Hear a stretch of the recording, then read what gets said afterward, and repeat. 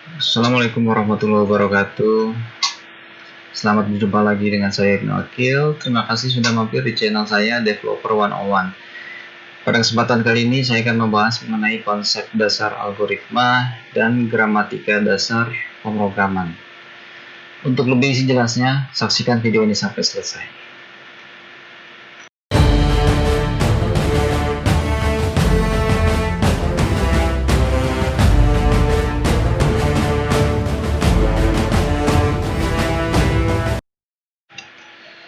Jika Anda ingin menjadi seorang programmer yang mahir dan handal ya, maka konsep dasar algoritma dan juga gramatika bahasa pemrograman itu yang pertama kali harus Anda kuasai ya. Apa saja itu? Oke, kita akan bahas lebih detail sebagai berikut.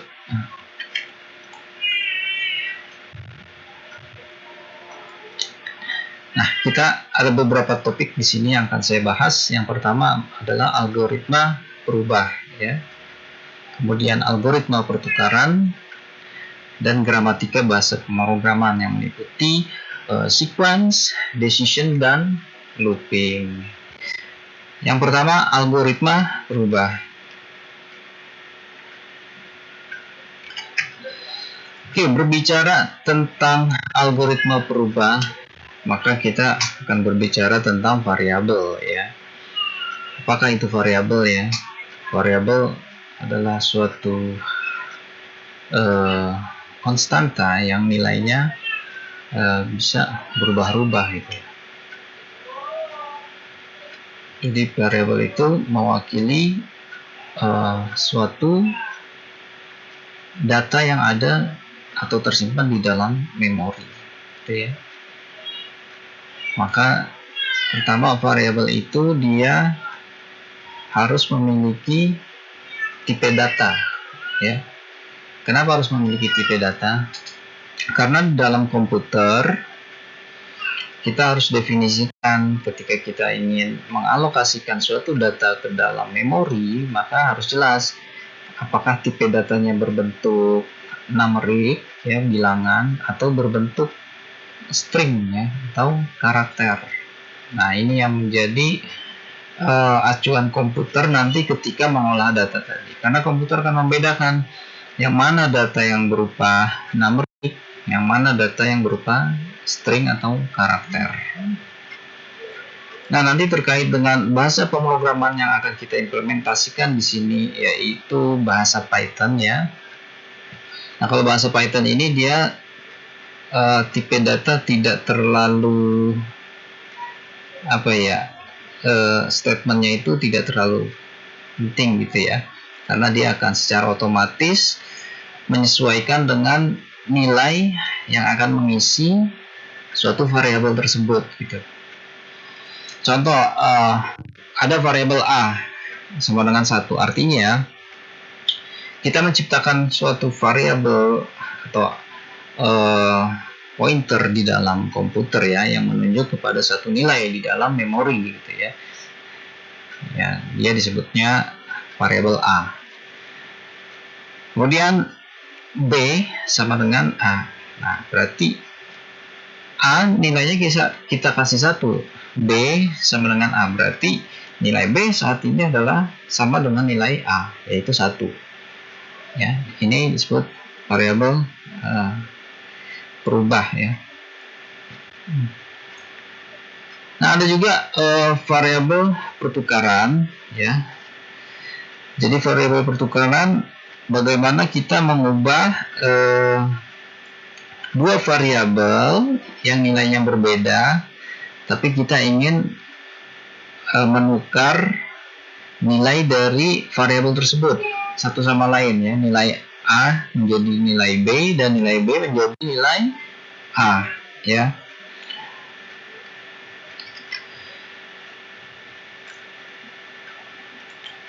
Nah, sebagai contoh ya, ada variabel A bernilai 1 dan variabel B nilai 5. Sekarang yang A isinya mau saya pindahkan ke B, dan yang B isinya saya ambil dari A. dan A nanti isinya diambil dari B. Ibaratnya gini, kita punya dua buah gelas, yang satu berisi kopi, yang satu berisi susu, ya. Nah, Anda ingin menukar gelas yang berisi kopi, ya, menjadi berisi susu, dan gelas yang berisi susu menjadi berisi kopi. Bagaimana caranya? Ya, tentunya Anda akan membutuhkan satu variabel lagi untuk menampung, ya, nilai sementara dari variabel-variabel tersebut, ya. Di sini maka kita akan tambahkan satu variabel C, ya. Nah, variabel C pertama kita tampung dulu nilai dari variabel A, ya. Kemudian variabel A yang nilainya sudah dipindahkan ke C, sekarang kita kasih dia nilai dari variabel B, ya. Nah, variabel A nilainya sudah berubah menjadi nilai variabel B. Nah, tinggal yang B, ya kan? Kita kasih nilai variabel C yang tadinya adalah nilai dari variabel A. Nah, sekarang pertanyaannya, variabel A ini isinya apa? Dan variabel B ini isinya apa nilainya? Ya. Nah, kita bisa mengurut algoritma ini, ya. Pertama, A sama dengan 1 nilainya, ya. Kemudian B sama dengan 5. Ketika C dikasih nilai A, berapa nilai C? Nilai C adalah 1, karena nilai A adalah 1. Kemudian variabel A kita kasih nilai B. Nah, nilai B yang terakhir adalah 5, ya. Maka variabel A sudah berubah nilainya menjadi 5, ya. Kemudian variabel B kita kasih nilai dari variabel C, ya. Nah, variabel C diambil dari nilai A. Nah, A yang sebelumnya, ya, yaitu 1. Maka di sini variabel B menjadi 1 nilainya. Nah, variabel A berapa kondisi terakhir? Nah, kita lihat statementnya. Yang terakhir, pemberian nilai pada variabel A adalah ini. Maka nilai variabel A saat ini adalah 5, ya, karena diambil dari B. Sedangkan B diambil dari C yang diambil dari variabel A, yaitu 1, ya. Maka A sama dengan 5 dan B sama dengan 1. Nah, kita lihat ini sudah tertukar, ya, isinya. Variabel A isinya pindah ke variabel B, dan variabel B isinya sudah pindah ke variabel A. Nah, ini disebut algoritma pertukaran, ya. Nanti bisa menjadi sangat kompleks algoritma pertukaran ini, ya, tapi ini dasarnya. Bayangkan saja tadi Anda memindahkan 2 gelas yang berisi susu dan gelas yang berisi kopi supaya saling bertukar tempat isinya. Jadi kita perlu 1 gelas lain, ya.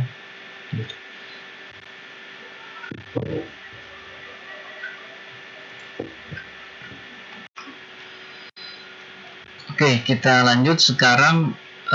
Kita akan implementasikan algoritma perubah tadi yang sederhana, ya. Bagaimana menukar nilai A dengan nilai B, ya. Nah, ini kita implementasikan dalam bahasa Python.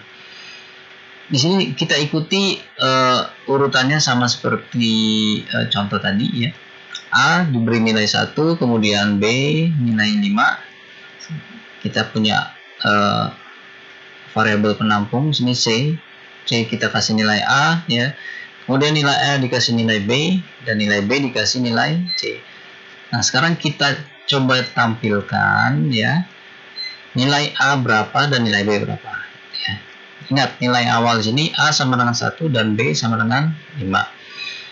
Nah, ini silakan dibuka aplikasi Visual Studio Code-nya masing-masing, ya, dan ketikkan kode seperti di layar. Nah, kita akan running Anda bisa menggunakan run without debugging ya, Ctrl plus F5 ya. Shortcutnya pakai Ctrl plus F5. Nah, kita lihat di terminal. Nah, print A, maka yang tampil di situ nilainya 5. Print B, yang tampil nilainya 1 ya.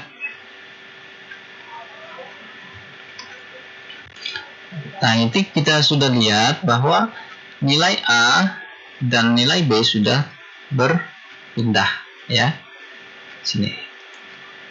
Kita kembali lagi ke algoritmanya ya. Nah, ini sangat sederhana, dan bahasa Python pun juga bahasa yang sederhana sebetulnya, tidak rumit dengan blok antar kode atau antar statement itu tidak dipisahkan apa-apa ya, cukup beda line ya. Kalau bahasa pemrograman lain mungkin menggunakan titik, koma ya.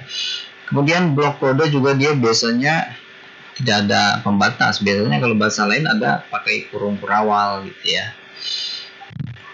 Ini kelebihan bahasa Python, sederhana ya. Nah, itu adalah contoh dari variabel dan variabel pertukaran.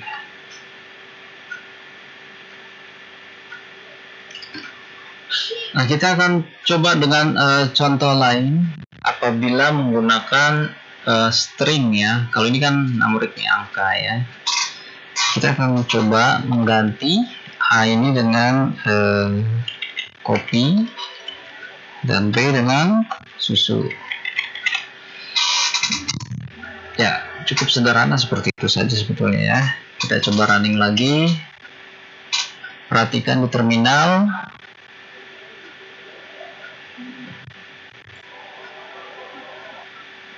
Nah, sudah dibalik. Yang tadinya A kopi, ketika dicetak jadi susu. Yang B tadinya susu, ketika dicetak jadi kopi. Ya, itu kalau dia tipe data variabel string atau karakter ya di dalam bahasa Python. Ya, sangat sederhana ya. Jadi saya harap ini mudah, bahasa yang mudah untuk dipelajari gitu ya buat kalian.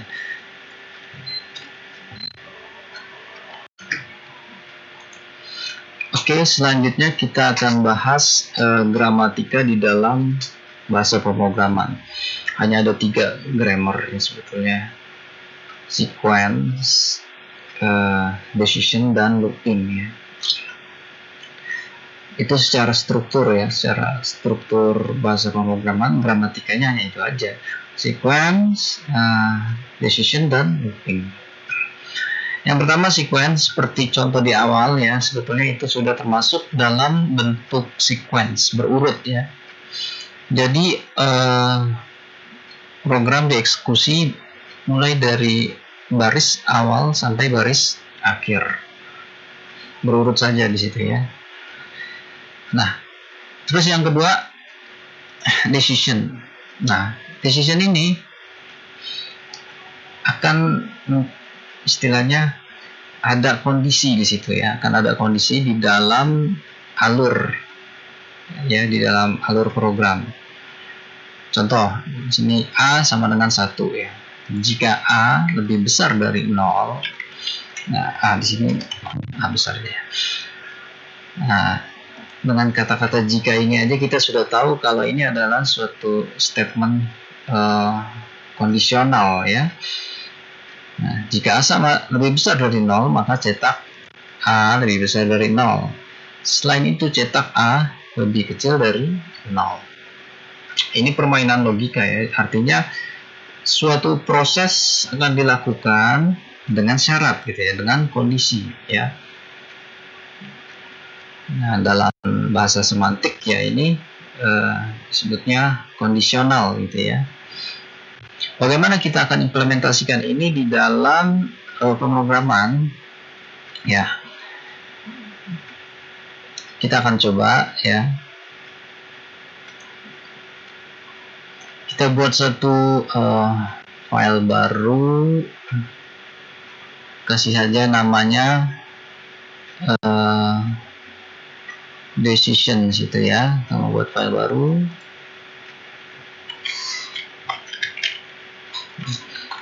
kecil nggak apa-apa ya, decision titik py. Jadi kalau buat Python ekstensinya py. Nah, tadi kondisinya ya, A sama dengan 1. Kita ikuti. Nah, jika A lebih besar dari 0, nah, maka cetak A lebih besar. If ya,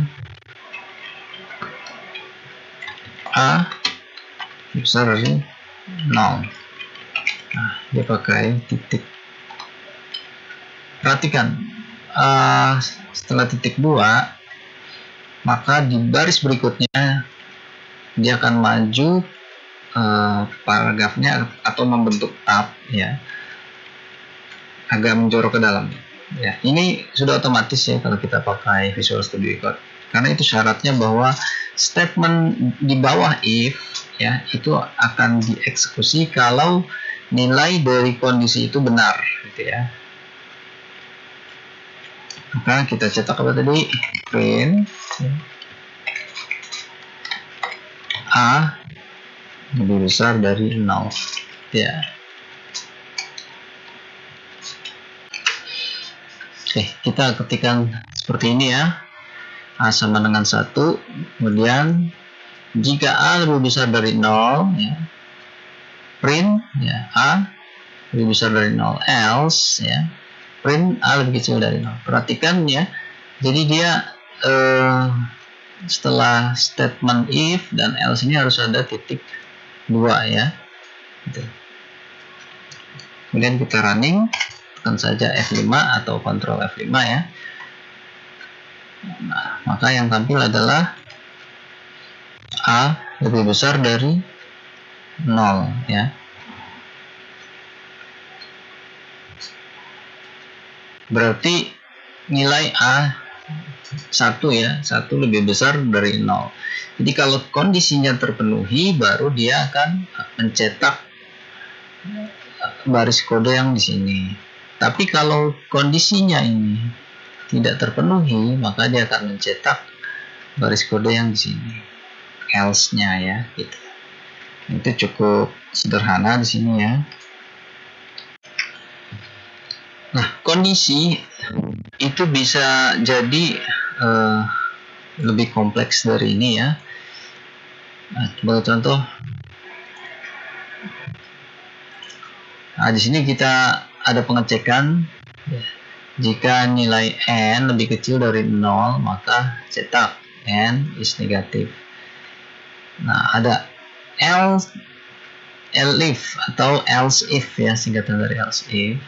Jadi dalam bahasa Python bisa disingkat jadi elif gitu ya. Nah, elif n lebih besar dari 0 ya, maka n is positif, cetak else, nah, n is 0. Nah, di sini elif ini bisa lebih dari 1 ya, artinya kondisi ini bisa sangat banyak. Misalkan kamu mau tambahkan elif lagi di sini ya, itu bisa. Yang penting ada kondisinya. Jadi elif itu kalau ada kondisi-kondisi lain ya, masih dalam konteks yang sama cuma ya. Tapi kalau tidak ada kondisi lain, cukup dikasih else aja. Selain itu maka dikasih else gitu ya. Ini kita running, kita lihat.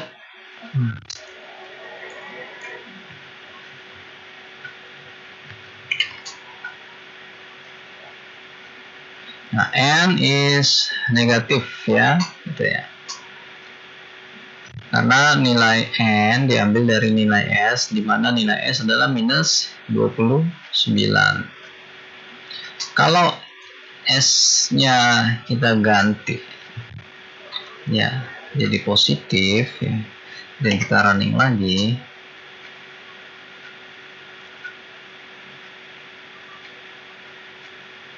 Nah, n is positive.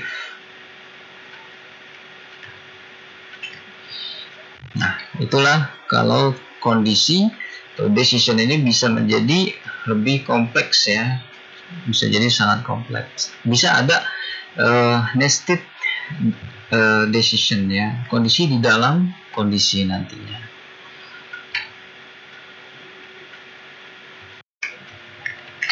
Baik, selanjutnya tentang looping ya. Nah, looping yang sederhana misalnya seperti ini. A sama dengan 1. Cetak nilai A sebanyak 10 kali ya. Nah, bisa juga looping dengan kondisi ya. A sama dengan 1, cetak nilai A jika lebih besar dari 5 gitu ya. A incremental, artinya nilai A bertambah terus dari 1 menjadi 2, menjadi 3, menjadi 4 gitu ya, sampai seterusnya. Nah, kita akan coba implementasikan dalam program. Oke, kita lihat contoh implementasinya. Di sini A kita kasih nilai 1 ya. Maka kita ingin mencetak nilai A ya sebanyak 10 kali. Kita menggunakan looping di sini for i ya. For i in rank. Rank ini berapa banyak dia looping ya, berapa banyak dia berulang gitu. I-nya di sini defaultnya dari 1 ya, pasti 1 sampai 10 gitu ya, baru dicetak A. Sekarang kita running, kita bisa lihat di sini di bawah.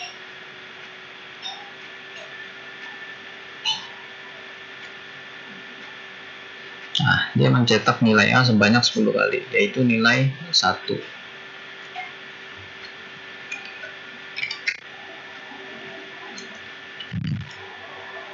Nah, sekarang kalau kita mau mencetak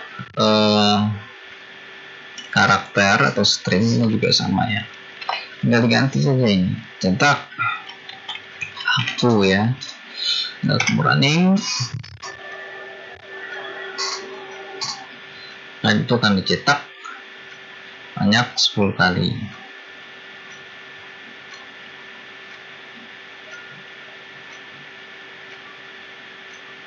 Ya.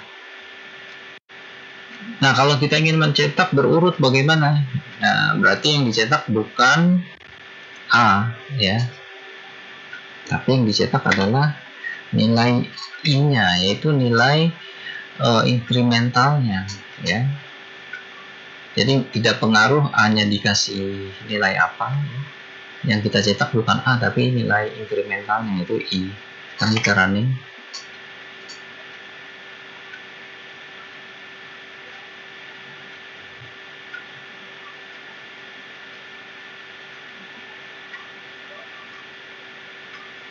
Nah, ya, maka dia akan increment. Tapi incrementalnya itu selalu diawali dengan 0 gitu ya. Selanjutnya looping dengan kondisi ya. A sama dengan 1, cetak nilai A jika lebih besar dari 5. A incremental ya. Sekarang kita coba implementasikan di sini. Nah, perhatikan di sini kita rubah sedikit ya, sesuai dengan algoritmanya. A sama dengan 1 ya, kita akan cetak maksudnya loopingnya sebanyak 10 ya, tetapi ada kondisi. Kita hanya mencetak nilai A apabila nilai A lebih besar dari 5 ya, baru dicetak sini.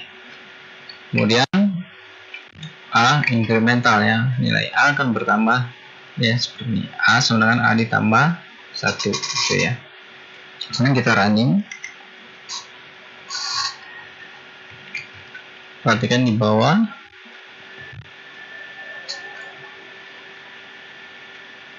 Ya. Nah, yang dicetak adalah 6, 7, 8, 9, 10 ya. Jadi setelah nilainya lebih besar dari 5 ya, baru dia mencetak nilai A. Nah, ini adalah looping yang sederhana ya. Yang sudah ada kondisi. Nah, selain menggunakan for ya, looping dalam bahasa Python juga bisa menggunakan while ya. Contoh seperti ini. Di sini ada count, variable count sama dengan 0 ya. Kalau count lebih kecil dari 3 ya, maka count sama dengan count ditambah 1 ya. Baru print hello give ya. Supaya yang ini tidak running, kita jadikan komentar menggunakan hashtag di sini ya. Pagar. Ya, kita coba running yang mulai dari count kodenya.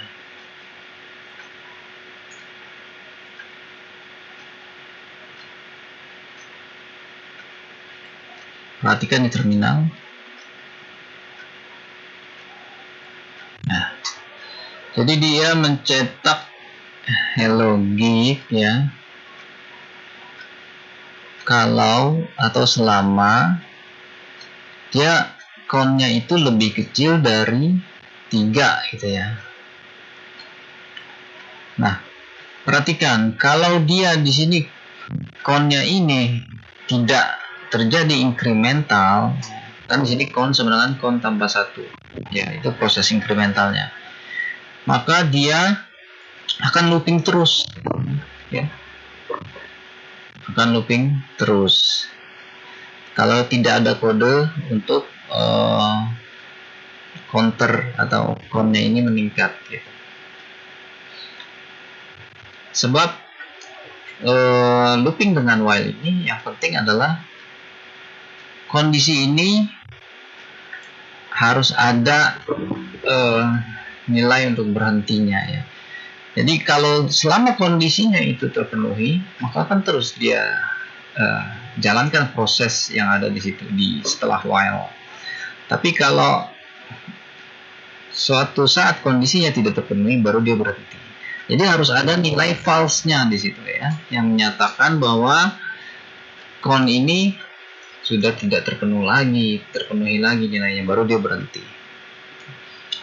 Itu bedanya dengan for. Kalau for dia looping dengan jumlah yang sudah terdefinisi dari 1 sampai 10 gitu ya, maka dia sesuai dengan rank yang ada di dalam for-nya itu gitu ya, 10 ya.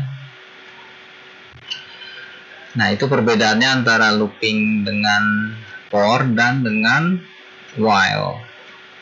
Nah, ini adalah gramatika dasar dari bahasa pemrograman ya.